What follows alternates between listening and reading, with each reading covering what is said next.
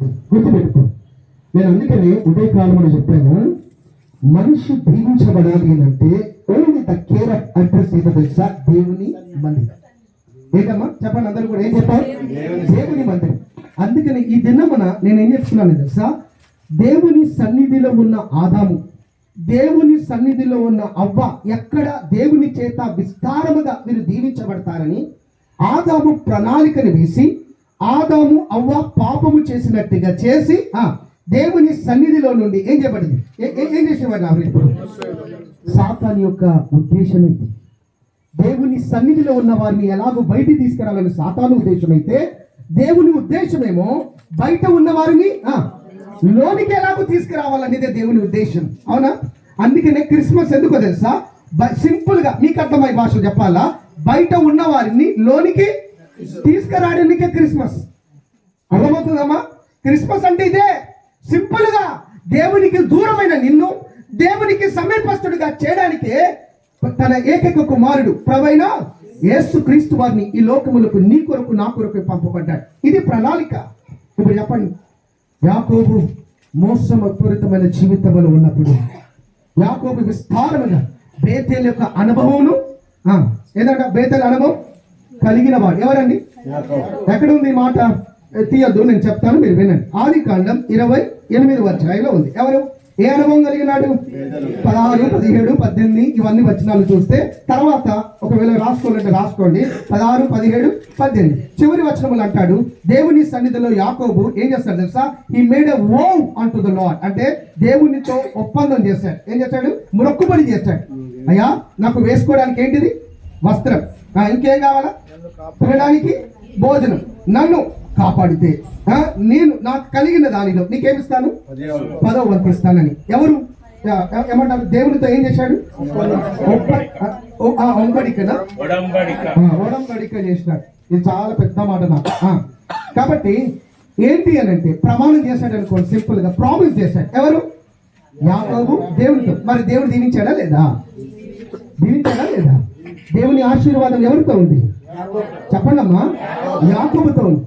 దేవుని అస్తము ఎవరిపైన ఉంటుందో ఆ వ్యక్తి మోసగాడి ఇంట్లో ఉన్నా ఏం చెప్పడతాడు తెలుసా?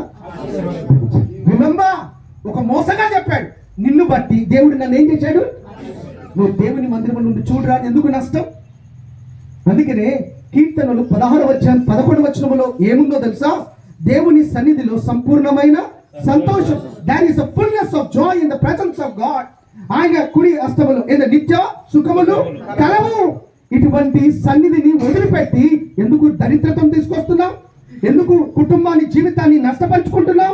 ఎందుకు కుటుంబం కదా నీ పిల్లలను కదా ఎంత నీకు దూరస్తుడిగా కుటుంబంలో నెమ్మది లేని వాడిగా ఎందుకు నీ కుటుంబం మొత్తం కూడా చెల్లాచెల్లు చేసుకుంటున్నావు? దేవుని ఇంటిలో ఒక్కసారి ఈ మోసగాడు ఇంతగా దీవించబడితే నీ జీవితం దీవించబడదా? నీ కుటుంబం ఆస్వాదించబడదా? ఓ సహోదరుడా, ఇది మనం చెప్తున్నాను, మొట్టమొదటి దాడి ఎవరి మీద అంటే తండ్రుల మీద, పురుషుల మీద. ఎందుకు? కుటుంబ యజమానుడు పడిపోతే కుటుంబం అంతా దేవునికి దూరం అవుతుంది. అందుకని ఇక్కడ చూడండి, ఏ సంఘాల్లో చూడండి, ఎక్కడ Hyderabad you go to any places, ఇది నమ్మలో సంఘాలన్నీ స్త్రీలతో నింపబడ్డాయి, పురుషులు చాలా తక్కువగా. A person, a man who doesn't know the word of God, he cannot rule over his house. అంటే ఏ వ్యక్తి అయితే వాక్కుని ఎరగని వాడు ఉంటాడో కుటుంబమును ఏం చేయలేడు తెలుసా? ఏలలేడు. దేవుని యొక్క ప్రణాళికను తన ఇంటిలో అవలంబించలేడు, తన ఇంటిలో జరిగించలేదు. ఎందుకంటే ఆ వ్యక్తిని ఆ సాతాను ఆధారం చేసుకొని కుటుంబం అంతా ఏం చేస్తుంది? పాడు చేస్తుంది. ఇది మన చేతులు జోడించి ప్రభు నామముని ఇక్కడ ఉన్న వారందరినీ కూడా నేను ఒక సేవకుడుగా దేవుని బిడ్డగా మీ మధ్యలో వచ్చి నేను ప్రతిలాడుతున్నాను.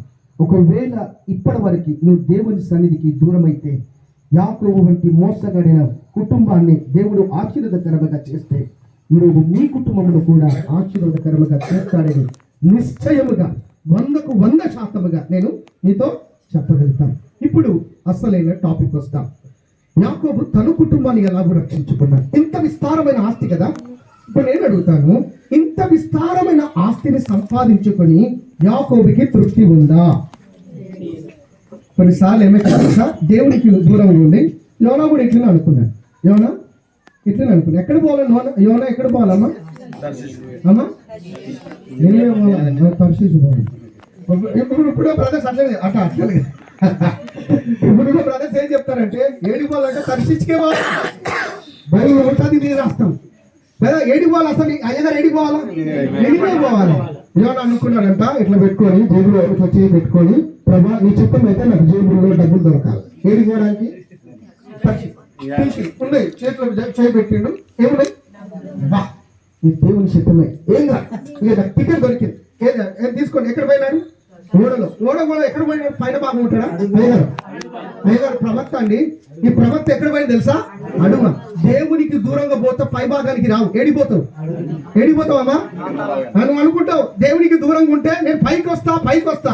అయ్యగారిని యాకోబును కూడా పైకి వచ్చినాడు, ఆస్వాదించబడ్డాడు. కానీ ఈ సంతోషము, ఈ ఆశీర్వాదం తనకు ఏమీ ఇవ్వలేదు, తృప్తిని ఇవ్వలేదు.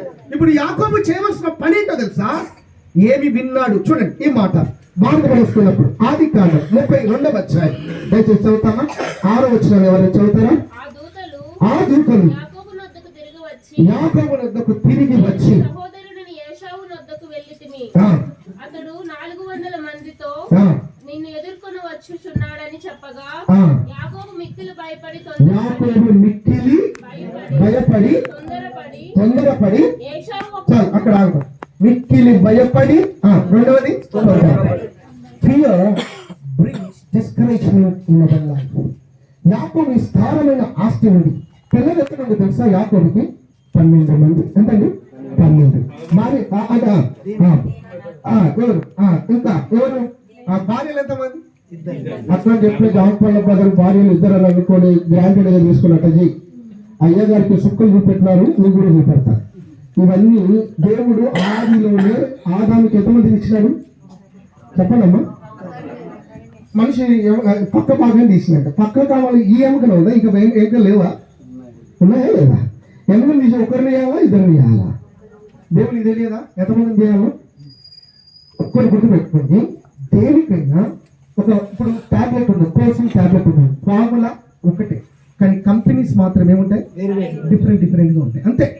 Formula will be the same. ఇప్పుడు నాకు sugar patient, I use the tablet call Riomet డియో 2 mg అని నేను టాబ్లెట్ యూజ్ చేస్తాను. కానీ ఆ టాబ్లెట్ మొదలు దొరకడం లేదు. అది సేమ్ కాంబినేషన్ వేరే కంపెనీ వాళ్ళు ఇస్తున్నారు, అది నేను వేసుకుంటున్నాను. అంతే. ఇక దొరకడం లేదు. ప్రయత్నం చేసినా దొరకడం లేదు ఇక. కానీ నేను ఇప్పుడు ఏం చెప్తున్నానంటే నమూనా, ఆ ఫార్ములా ఎప్పటికీ అదే ఫార్ములా ఉంటుంది.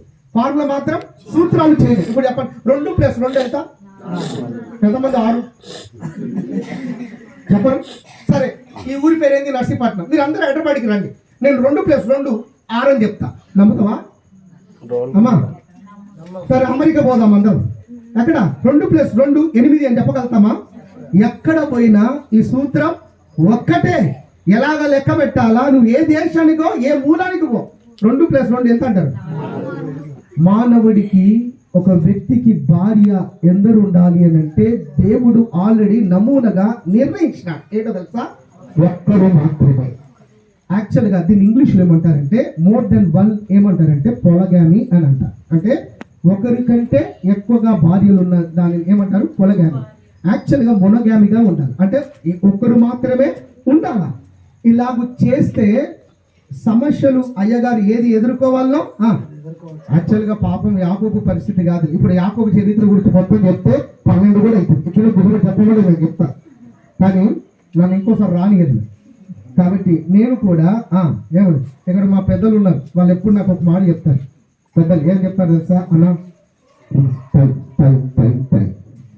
కదా, వాళ్ళు కూడా వచ్చినారు. నేను ఇక్కడ చేయకపోతే అడిగిపోతే నాకు చెప్తారు వాళ్ళు.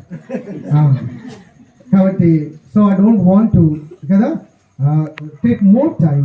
కాబట్టి ఇచ్చిన సమయం యొక్క పరిధిలోనే వాక్యం చెప్పడానికి ఇప్పుడు త్వరగా భాగాలకు వస్తారు. యాకోబు మొదటిగా ఏం కలిగి ఉన్నారంటే 6వ వచనం మరలా చదవనమ్మా. 6, 7. ఆ దూతలు యాకోబు వద్దకు తిరిగి వచ్చి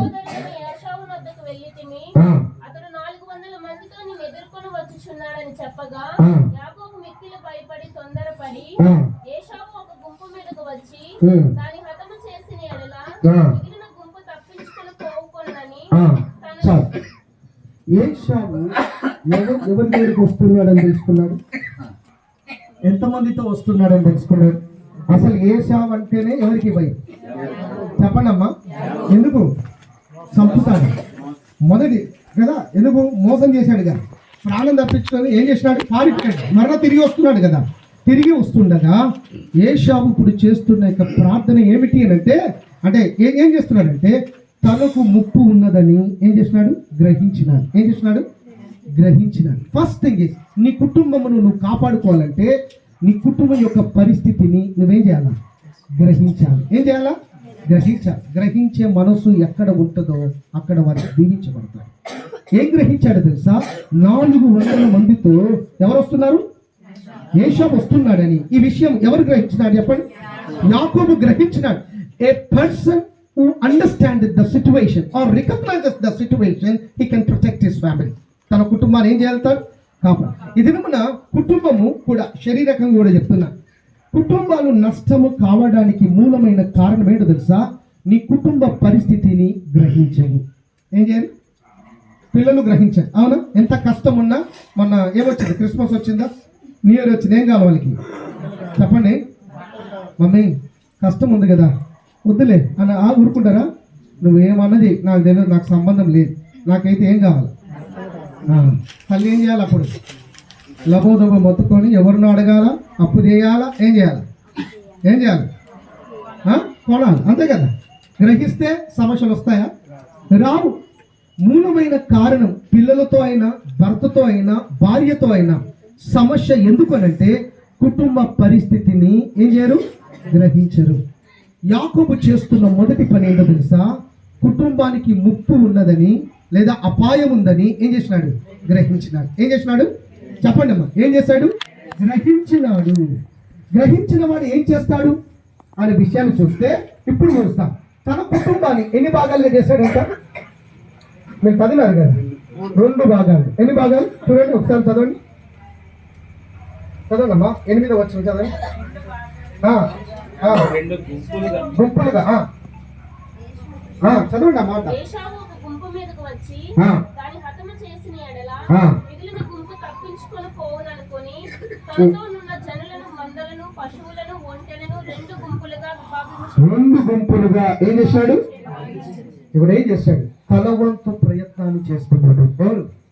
తెలుసుకున్నవాడు. కుటుంబానికి ముప్పు ఉందని తెలుసుకున్నవాడు తన వంతు ఏం చేస్తున్నాడు? ప్రయత్నం. దేవుడు కూడా ఏం చేస్తాడు తెలుసా? నీకు ఇచ్చిన దానిని కాపాడుకోవడానికి నువ్వు ఎంత ప్రయత్నం చేస్తున్నావని ప్రభు గమనిస్తాడు. అది పనే కావచ్చు, సంఘములో బాధ్యతనే కావచ్చు. ఉదాహరణకి 2 తలాంతులు ఇచ్చాడు, ఇంకెన్ని ఇచ్చాడు? ఒకరికి 5, 2, ఒకరికి 1 ఇచ్చాడు. ఇచ్చి ఏం చేశాడు? యజమానుడు గ్రహించినాడు కదా. 1 ఇచ్చిన వాడు ఏం చేశాడో మీకు తెలుసు. 2 ఇచ్చేవాడు 4 చేశాడు, 5 ఇచ్చేవాడు 10 చేశాడు, 1 ఇచ్చేవాడు 10 పెట్టాడు. వాళ్ళు ఏమన్నాడు? బహు నమ్మకమైన మంచి దాసుడా అని అన్నాడా? ఏమన్నాడు? చెడ్డ దాసుడా. ఉన్నవాడి దగ్గరికి నుంచి తీసి ఎవరికి ఇచ్చినాడు? తీసి ఏం చేసినాడు? అనగా 1 తలాంతులు రెట్టింపు చేయని వాడి దగ్గరికి నుంచి తీసి ఏం చేసినాడు? ఎవరైతే రెట్టింపు చేయగలిగినాడో ఉన్నవాడికి ఏం చేశాడు? ఇచ్చాడు. ఎందుకు తెలుసా? తన బాధ్యతను సక్రమంగా కాపాడుకున్నాడు. బాధ్యత కలిగిన సహోదరులని చెప్తున్నాను. దేవుడు ఏ పనినైనా మందిరంలో నీకు ఇచ్చినప్పుడు ఇవ్వబడిన బాధ్యతను నువ్వు సరిగ్గా నిర్వర్తించకపోతే నీ దగ్గర నుంచి ఆ పదవిని తీసివేసి ఎవరికి ఇస్తాడు తెలుసా? ఉన్నవారికి ఇస్తాడు. ఎవరికి ఇస్తాడు?